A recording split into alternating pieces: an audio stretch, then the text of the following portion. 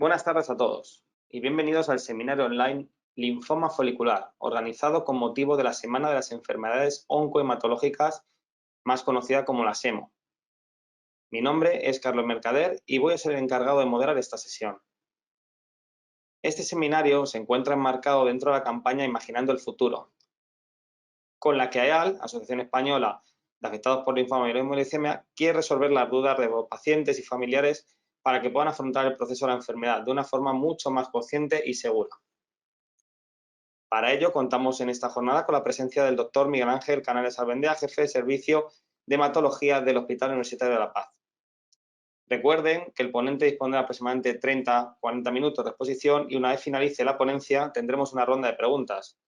En caso de que tengan alguna duda, la pueden realizar durante todo el seminario a través de la aplicación en el apartado Preguntas. Sin más dilación, doy paso al doctor Canales Albendea.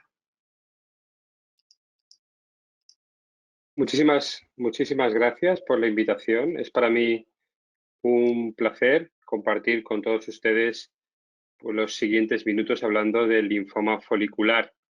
Este es uno de los linfomas más frecuentes en nuestra práctica clínica. Luego veremos datos de incidencia. Y estos son los puntos que vamos a tratar en el seminario de hoy. Realmente, cuando hablamos de linfoma folicular, estamos hablando de uno de los linfomas que más retos nos supone en nuestra práctica clínica.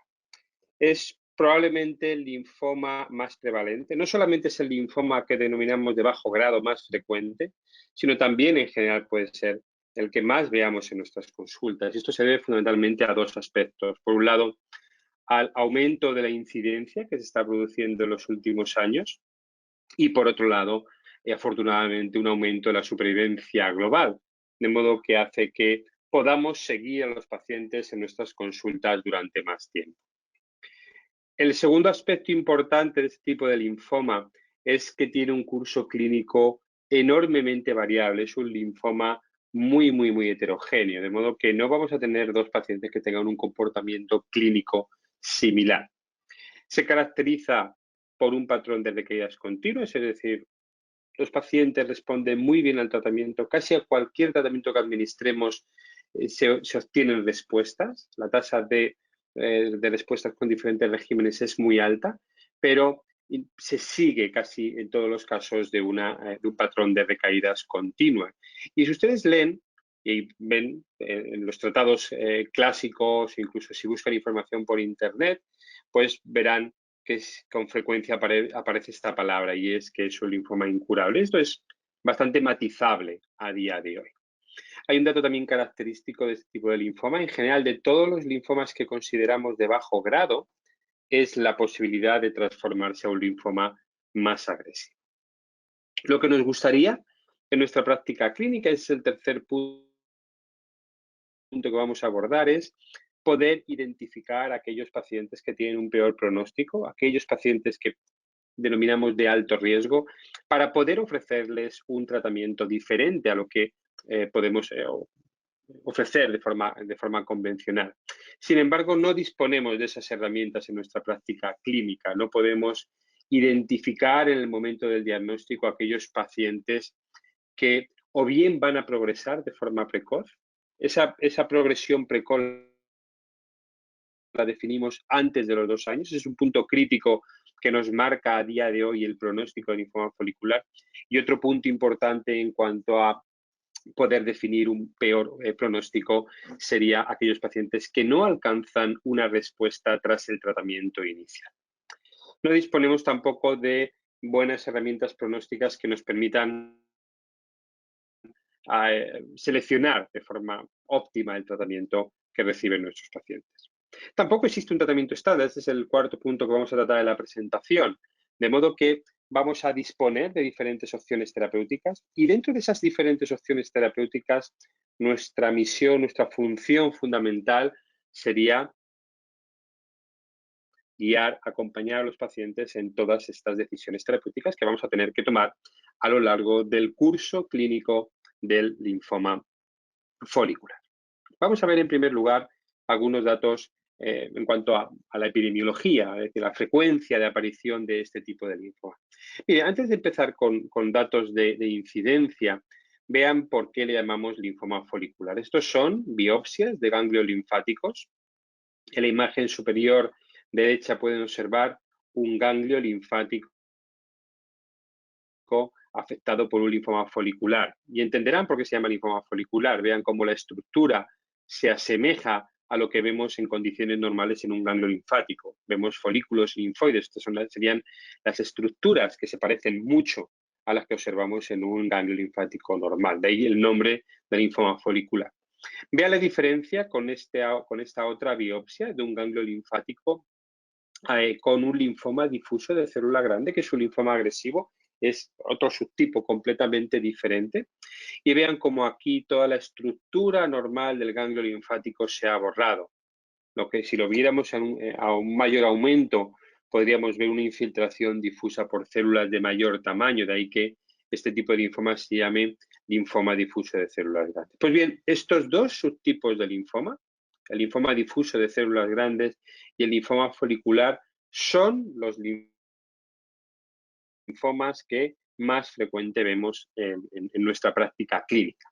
Cuando hablamos de linfomas en general, estamos hablando de más de 100 subtipos diferentes, pero en nuestra práctica, como pueden observar, aproximadamente el 60% de los casos se corresponderían o bien a un linfoma difuso de células grandes, que es, como les digo, un linfoma agresivo, o bien se corresponderían a un linfoma folicular, que es el paradigma, es el ejemplo de linfoma indolente, de linfoma de un crecimiento lento.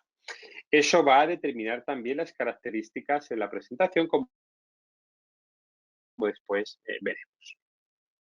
Vean los datos de incidencia. Este es un estudio que yo utilizo bastante porque nos pone en evidencia que hay factores ambientales en el desarrollo de este tipo de linfomas. No conocemos con exactitud cuál es la causa que finalmente provoca la aparición de un linfoma, pero vean las diferencias que existen entre los diferentes subtipos de linfomas cuando hablamos de países desarrollados o países en vías de desarrollo. Y esto claramente nos indica que hay factores ambientales implicados en la patogénesis, implicados en el origen de este tipo de linfoma.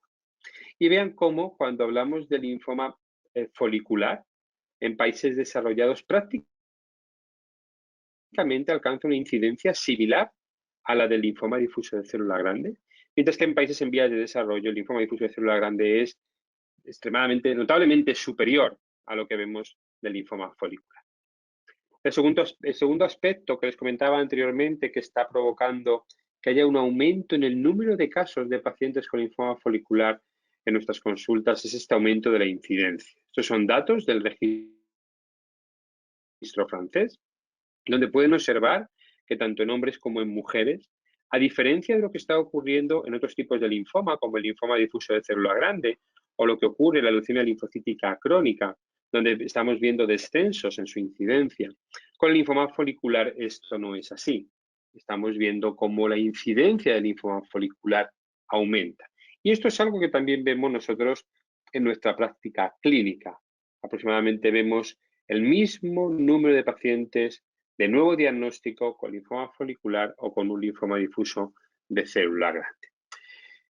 ¿Qué nos indica esto? Nos indica el que sean los dos subtipos más frecuentes de linfoma, lo que favorece es que tengamos un gran conocimiento de la enfermedad.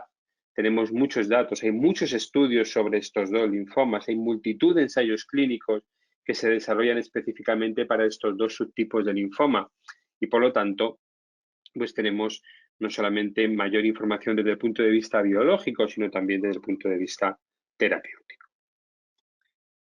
En cuanto al pronóstico, vean cómo a lo largo de los últimos años se ha ido aumentando la supervivencia global de los pacientes con linfoma folicular.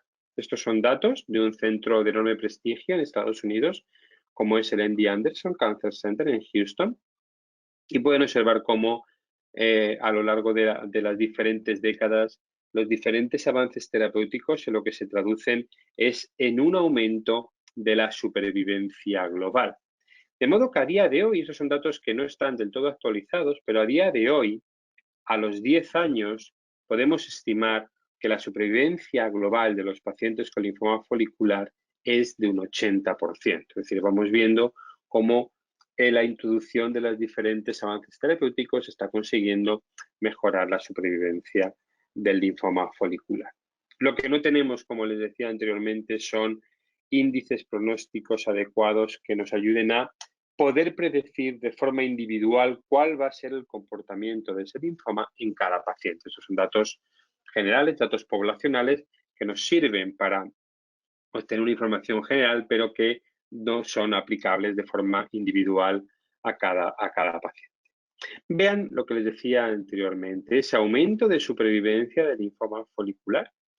Básicamente, cuando hablamos de linfoma y cuando hacemos el estudio de extensión para definir si un linfoma está localizado o un linfoma está avanzado, esto lo hacemos porque tiene implicaciones pronósticas importantes. De modo que vean, cuando estamos hablando de estadios localizados, lo que denominamos estadio 1 o estadio 2, vean que con diferentes estrategias de tratamiento, que puede incluir quimioterapia sistémica, que puede incluir radioterapia, estamos hablando de una supervivencia global a los 5 años del 94%. Es decir, cuando diagnosticamos un paciente con un linfoma folicular en estadio localizado, las probabilidades que tenemos de curación son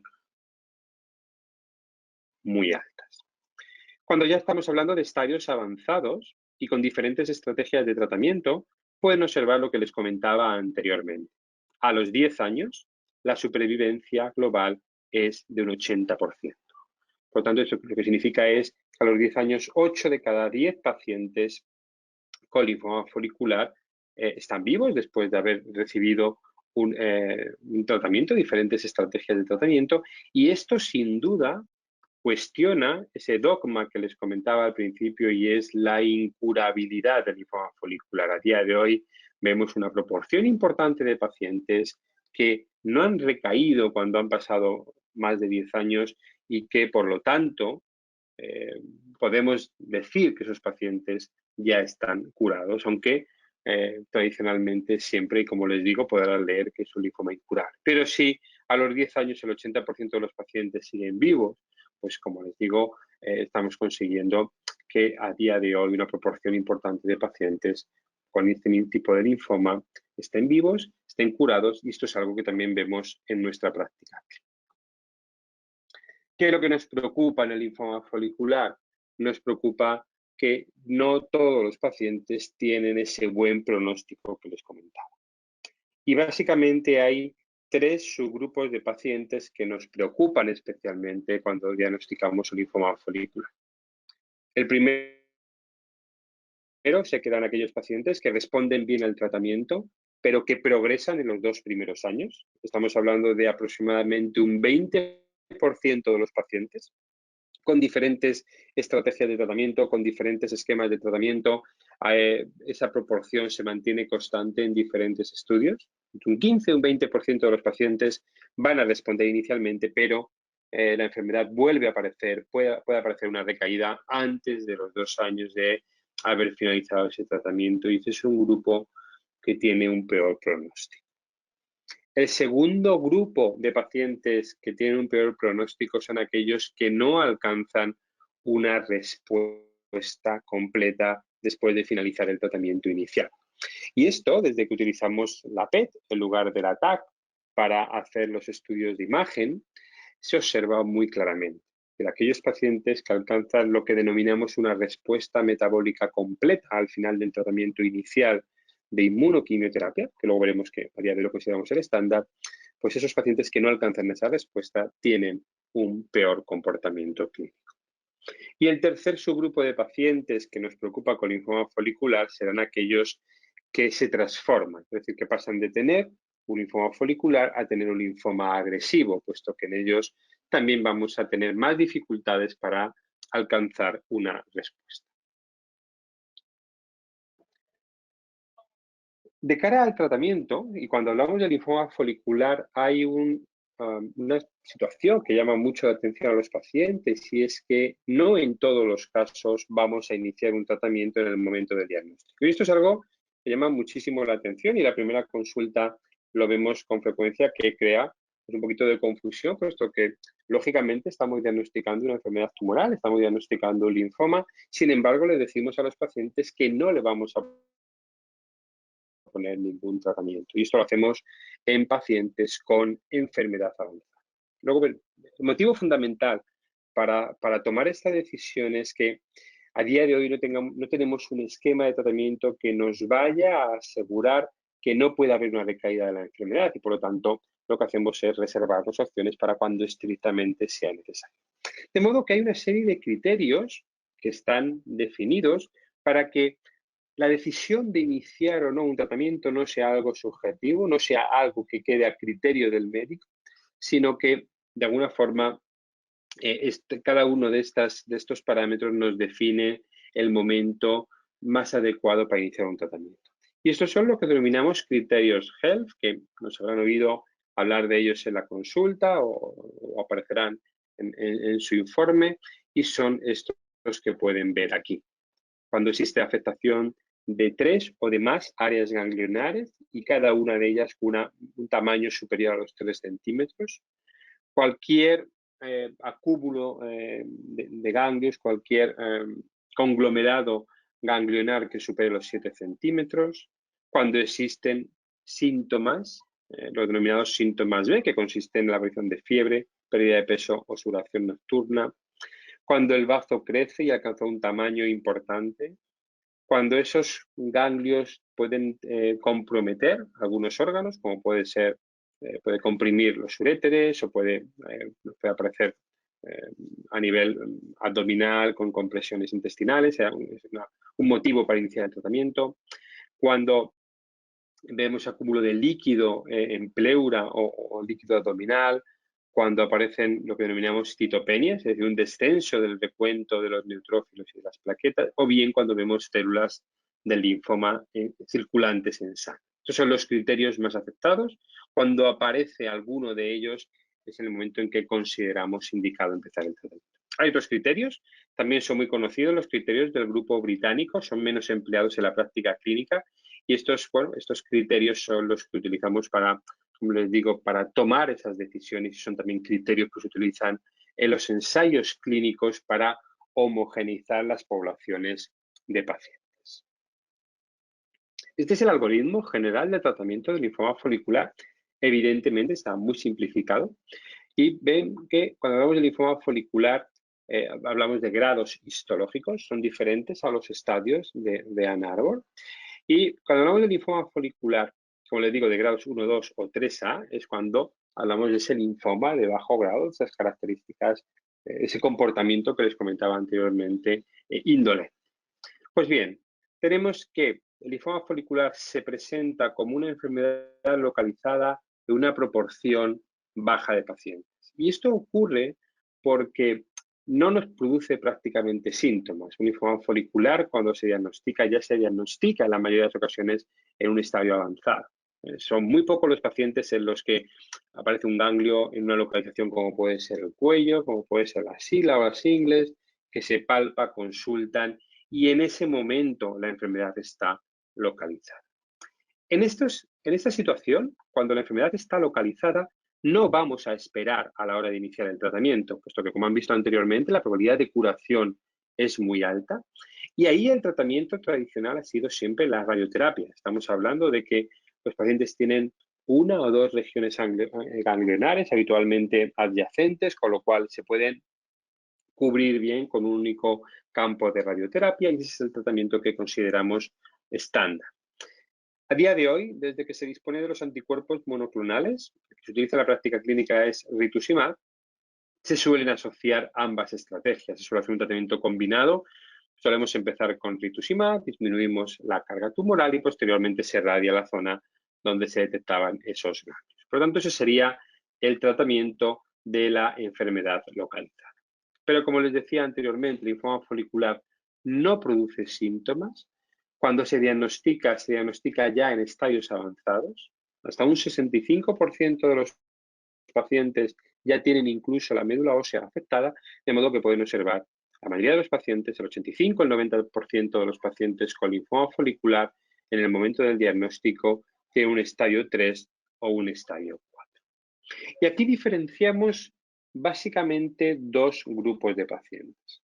Aquellos pacientes que están asintomáticos, que tienen una baja masa tumoral, una baja carga tumoral, de acuerdo a esos criterios que comentábamos anteriormente. Y por otro lado, aquellos pacientes que tienen síntomas o que tienen alta carga tumoral.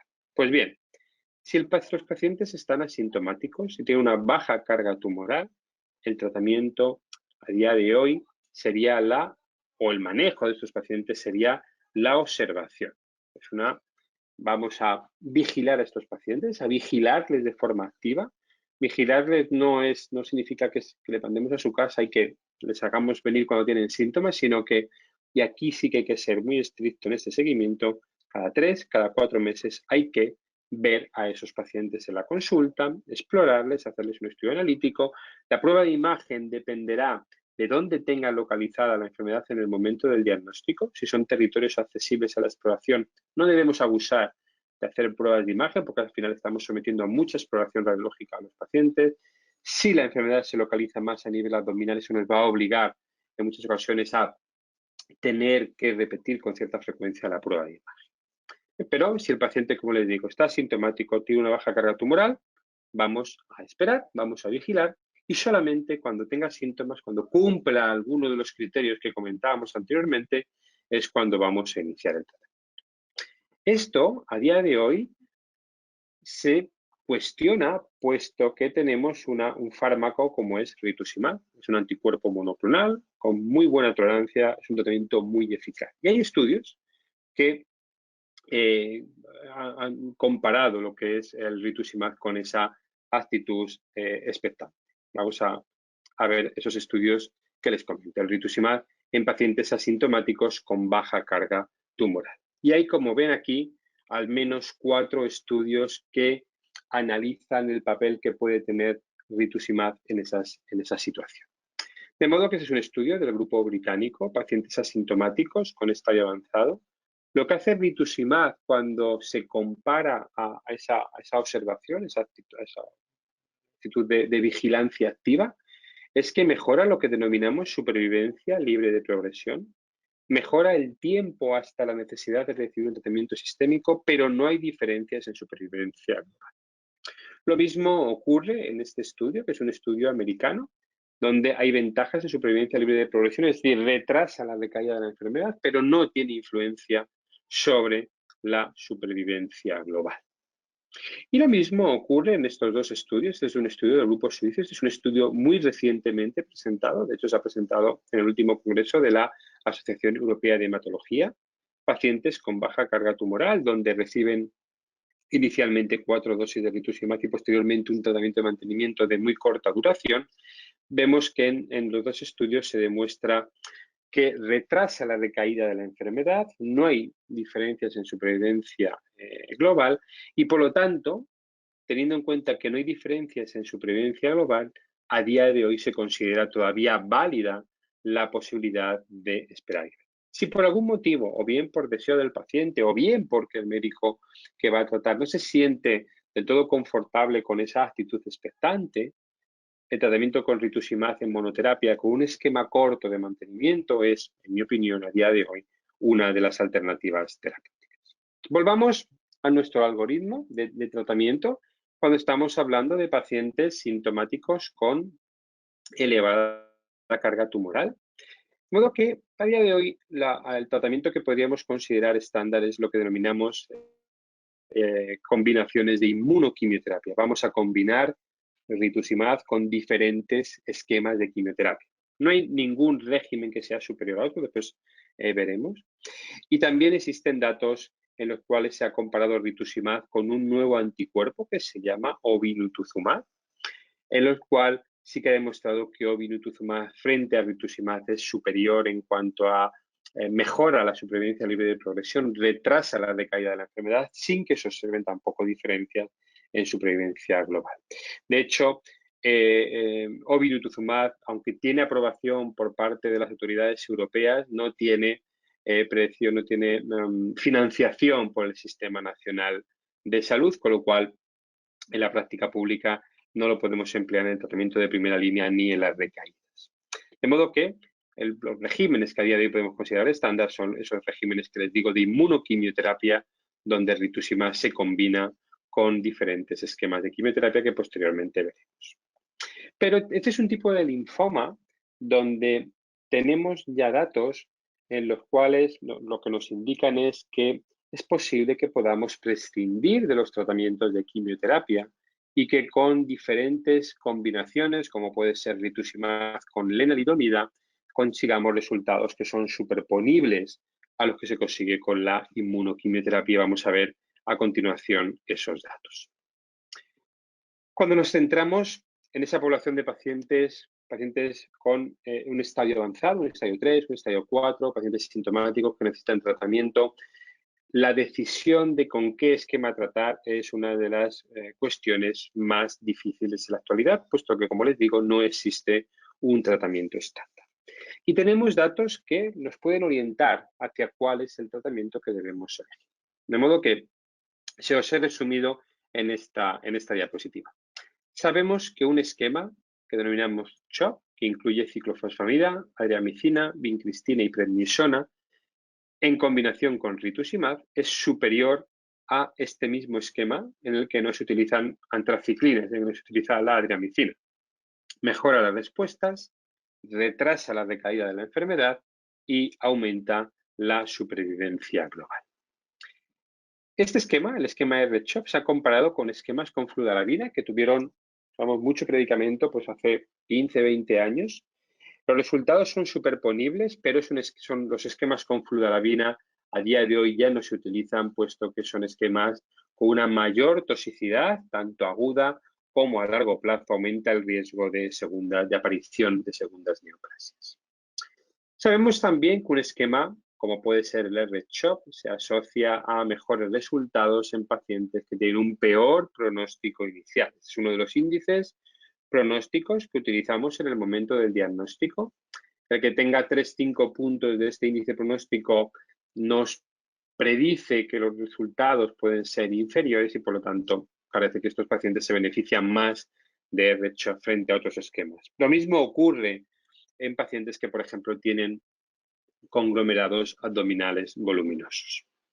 Hay estudios donde otros esquemas de quimioterapia, como es la combinación de rituximab y bendamustine, se han comparado con el R-CHOP y han demostrado que son igualmente eficaces con una menor toxicidad. Entre otras cosas, bendamustine no produce alopecia, que es una de las complicaciones habituales del esquema, de los esquemas de poliquimioterapia tradicional. Tampoco va a tener toxicidad cardíaca, no va a producir neuropatía, que es un efecto adverso asociado a la vincristina. Lo que les decía anteriormente, cuando se ha cambiado el anticuerpo, en lugar de rituximab se ha utilizado obinutuzumab, lo que se ha demostrado, y ya con un seguimiento importante de estos estudios, es que mejora la supervivencia libre de progresión, mejora el tiempo hasta la siguiente línea de tratamiento, pero no hay diferencias en supervivencia global. De hecho, no hay diferencias en supervivencia global en ninguno de los estudios que les estoy comentando. Por lo tanto, en base a eso no podemos decir que haya un esquema superior a otro. Va a depender mucho de la experiencia del centro, de los resultados que tenga ese centro con cada uno de los esquemas, puesto que al final R-CHOP, R-bendamustine tienen resultados, por ejemplo, superponibles y son quizá los dos esquemas que más se utilizan en la primera línea de tratamiento. Como les decía anteriormente, este es un tipo de linfoma en el que es muy posible que la quimioterapia poco a poco vaya quedando a un lado, puesto que ya tenemos combinaciones que se han demostrado igual de eficaces. Y este es un estudio se denomina Relevance, se publicó hace ya algunos años, donde se comparaba una combinación de rituximab con lenalidomida. La lenalidomida es un agente inmunomodulador. Se comparaba con esquemas de inmunoquimioterapia, es decir, rituximab con diferentes esquemas de quimioterapia. Y vean cómo los resultados son superponibles. Es decir, la tasa de respuestas era similar, las respuestas a los 30 meses, es decir, cuando hemos pasado ya esos 2 años que les comentaba anteriormente, también es similar y también la curva de supervivencia libre de progresión no hay diferencias. Sin embargo, este es un estudio que en su momento se planteó como un estudio de superioridad. Se pensaba que los esquemas sin quimioterapia iban a ser superiores. El estudio se diseña para demostrar esa superioridad. Lo que demuestra los resultados son superponibles y por lo tanto no tenemos aprobación por parte de la Agencia Europea para utilizar un esquema libre de quimioterapia como tratamiento de primera línea. Sí que lo tenemos para utilizar en el momento de la recaída, puesto que los datos en esa situación son bastante favorables. La terapia de mantenimiento es otro de los temas controvertidos en el linfoma folicular y sobre todo en la última época con el tema COVID. La verdad es que hace que en muchos centros hayan planteado la posibilidad de no utilizar terapia de mantenimiento, puesto que esto obliga a ir al centro periódicamente a su administración y también conlleva un grado de inmunosupresión mayor que pues puede poner a los pacientes en una situación de mayor riesgo. La terapia de mantenimiento se hace con rituximab, con el anticuerpo monoclonal que les comentaba. Los pacientes, tras haber alcanzado una respuesta después del tratamiento inicial, reciben una dosis cada 2 meses durante 2 años.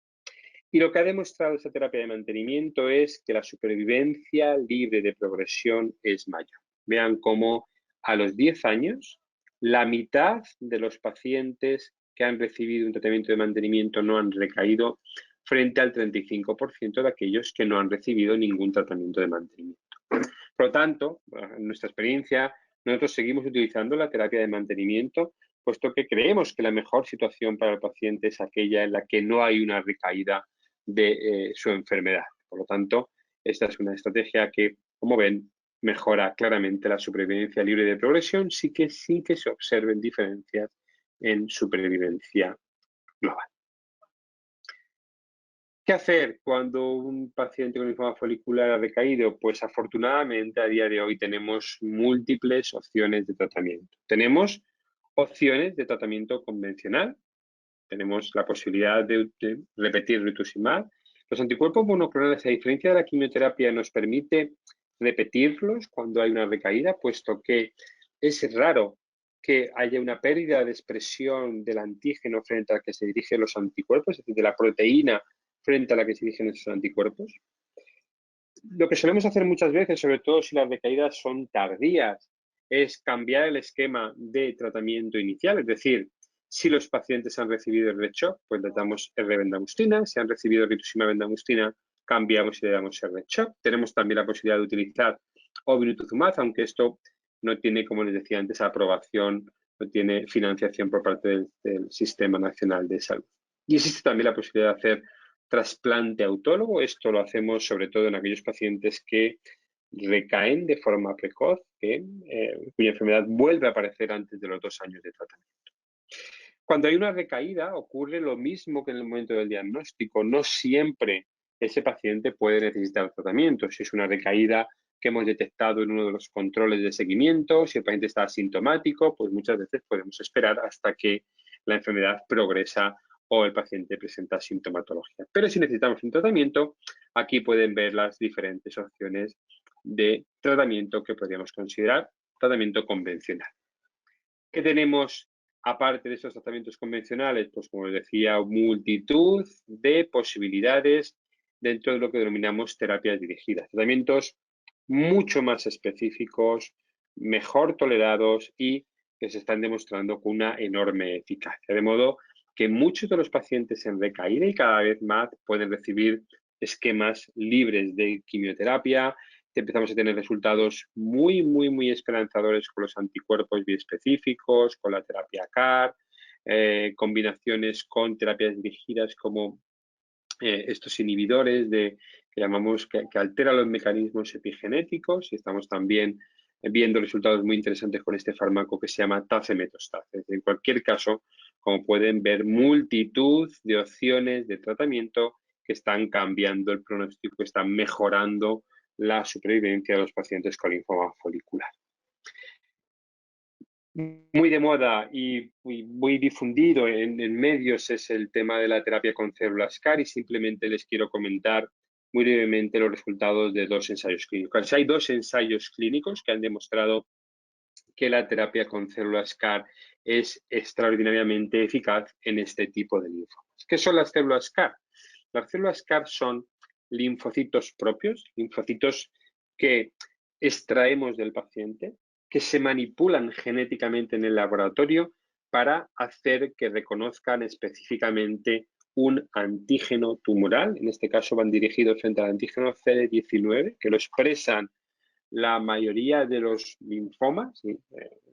Es un antígeno que se expresa en todo el desarrollo de los linfomas y por lo tanto la terapia CAR que tenemos disponible a día de hoy va dirigida frente a este antígeno. Y como les digo, están demostrando resultados extraordinariamente buenos en el paciente con linfoma folicular. De modo que esos son los dos ensayos clínicos, el ensayo ZUMA-5 con una terapia CAR que llamamos acicaptagen ciroleucel. El otro ensayo clínico es el ensayo ELARA con otro CAR que llamamos cisagen leclucel. Y vean, cuando lo comparamos, cuando se hacen comparaciones indirectas con los resultados que conseguiríamos con la terapia convencional en esa situación clínica, son pacientes que al menos han recaído 2 veces de su enfermedad, pues pueden observar cómo los resultados con terapia CAR son superiores a los que vemos con esa terapia convencional. Y para terminar, 4 mensajes que quiero que recuerden de la presentación de hoy. La primera es que el linfoma folicular es una enfermedad muy heterogénea. Y esto es importante que lo tengan en cuenta cuando estén en la consulta, cuando estén en la sala de espera, hablando con otros pacientes que tengan un linfoma folicular. Aunque se llamen igual, el comportamiento clínico puede ser completamente diferente y de hecho lo es. De hecho, nosotros lo que decimos es que hay tantos tipos de linfoma como pacientes con linfoma. Un linfoma folicular puede tener un estadio 3, un estadio 4, un estadio 2, tener algún marcador que ya nos pueda predecir que puede ir mejor o peor, tener un tamaño de los ganglios mayor o menor y eso hace que su comportamiento clínico sea completamente diferente. Eso es algo que es muy importante que lo tengan en cuenta y que pregunten a su hematólogo cuál es la situación de su linfoma, en qué situación de riesgo está, cuál es el pronóstico esperado. Necesitamos, en la práctica clínica, identificar a estos pacientes de alto riesgo. Los identificamos cuando ya se ha producido el evento, es decir, no tenemos forma de predecir en el momento del diagnóstico a aquellos pacientes que van a recaer antes de los 2 años o aquellos pacientes que no nos van a responder al tratamiento inicial. Y eso es una de las áreas en las que más se está trabajando a día de hoy. En cuanto al tratamiento de primera línea, si la enfermedad está localizada, no vamos a esperar, vamos a iniciar inmediatamente el tratamiento y aquí, en nuestra práctica al menos, utilizamos una combinación de rituximab con radioterapia. Si nos encontramos ante un estadio avanzado y el paciente está asintomático, tiene una baja carga tumoral, vamos a vigilar. Vamos a vigilar estrechamente a estos pacientes, le vamos a ir viendo la consulta cada 3, cada 4 meses, vamos a solicitar una analítica, vamos a hacer una exploración y vamos a periódicamente pedir una prueba de imagen. Rituximab como monoterapia es eficaz en algunos pacientes con linfoma folicular, hay que tenerlo en cuenta y a veces es una opción que utilizamos en pacientes muy seleccionados. Que la inmunoquimioterapia con rituximab y diferentes esquemas de quimioterapia sería el tratamiento de elección a día de hoy, pero no nos podemos olvidar que los esquemas sin quimioterapia están ahí, que en un futuro, yo creo que no demasiado lejano, van a sustituir a la quimioterapia tradicional. Y que en el momento de la recaída, afortunadamente a día de hoy tenemos múltiples opciones de tratamiento. Si es posible, deberíamos tratar de incluir a los pacientes en ensayo clínico. Hay multitud de ensayos clínicos en la actualidad, con muchos de esos fármacos que les mostraba anteriormente y que consiguen resultados al menos iguales a los que se consiguen con los esquemas convencionales y evidentemente con un perfil de seguridad más favorable, menos efectos secundarios y que el trasplante autólogo sigue siendo una opción a día de hoy, sobre todo en casos de recaída precoz y que, bueno, pues es, como les digo, una opción que consideramos también en algunos pacientes. Y por mi parte, nada más. Esto es lo que yo les quería contar de linfoma folicular y a continuación pues estaré encantado de resolver cualquier duda o cualquier pregunta que tengan con respecto a la presentación o con cualquier cosa que me quieran comentar. Muchísimas gracias a todos por su atención. Muchas gracias, doctor. Le agradecemos enormemente su intervención y a continuación responderemos las preguntas de los asistentes. Vamos con ello. nos comentan que hace 7 años le diagnosticaron un linfoma folicular y que si existe algún riesgo de recaída. Sí, el linfoma folicular tradicionalmente siempre bueno, es un poco un dogma clásico que la recaída siempre hay que tenerla en cuenta en un linfoma folicular. Es cierto que empezamos a observar que ese riesgo de recaída es menor, lógicamente, cuando va pasando el tiempo, y tenemos datos que nos indican que a partir de los 8 o 10 años el número de recaídas que vemos es bastante menor. Por lo tanto, yo siempre me doy ese margen de 8 o 10 años para decir que el riesgo de recaída disminuye para ser algo excepcional, ¿no? Pero hasta ese tiempo siempre tenemos que tener una cierta precaución con este linfoma. Las recaídas son posibles, ¿no? Vale, hay otra pregunta más, sería la última. Comentan que acaban de diagnosticarle linfoma folicular de bajo grado y que qué opciones de tratamientos existen. Bien, el linfoma folicular, o sea, una vez que se está diagnosticado el linfoma folicular, entiendo que cuando hablan de linfoma folicular de bajo grado es uno de esos grados que comentábamos anteriormente, grado 1, grado 2, grado 3A. Lo fundamental es, primero, si hay síntomas o no, y segundo, si cumple algunos de los criterios que consideramos de alta carga tumoral. Si no hay síntomas y si no cumple ninguno de esos criterios, lo que hay que hacer es esperar y ver, vigilar activamente.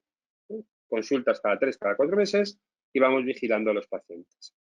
Si ya se encuentra en un estadio avanzado con síntomas, con algunos de los criterios que comentábamos, ahí ya sí que hay que empezar el tratamiento. Y el tratamiento dependerá mucho del centro donde se esté tratando, de la experiencia que tenga con uno u otro esquema.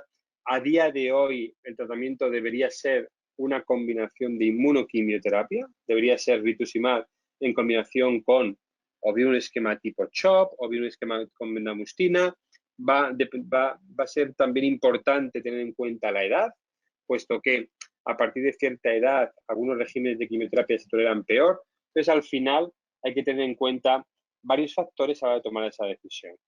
Edad, estadio de la enfermedad, presentación clínica, sintomatología de los pacientes. Con todo eso es cuando hacemos la recomendación de tratamiento. No hay un tratamiento estándar, no hay un único tratamiento que digamos que es el que debemos hacer en todos los pacientes, con lo cual, bueno, pues teniendo en cuenta todos esos factores es con lo que tomamos al final nuestra decisión de tratamiento. Muchas gracias, doctor, por responder a todas estas preguntas. Y bueno, aquí damos por finalizado el seminario del linfoma folicular. Agradecemos una vez más al doctor Canales Albendea su colaboración, totalmente altruista, y a los participantes su asistencia e interés. Esperamos que les haya resultado interesante y les haya resuelto todas sus dudas. Recuerden que podrán encontrar este seminario en el canal de YouTube de AEAL y en la web realizada con motivo de la Semana de las Enfermedades Oncomatológicas.